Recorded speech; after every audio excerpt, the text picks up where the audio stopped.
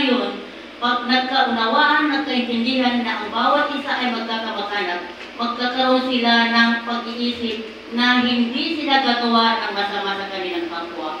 Malalaman nila, magkakaroon sila ng respeto at magkakaroon din sila ng pag-unawa na napakalawak pala ng kanilang pamilya na kailangan sila ay magiging bahagi ng pagpapatupad ng magagandang programa na inilulunsad ng ating mahal na mga sultan na siyang magbibigay na sa atin ng isang magagandang kinabukasan para sa ating mga kabataan.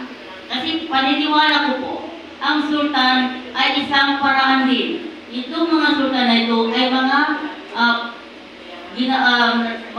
magiging daan para ang mga hinahangad natin na magandang buhay, magandang kapaligiran ay makamit ng bawat isa. Kasi kung atin babalikan ang mga nakaraan ng dahil sa mga sultanet, dahil sa kanilang mga magagandang pamumuno, nagkaisa at nagkaroon ng kapakinabangan ang bawat isa.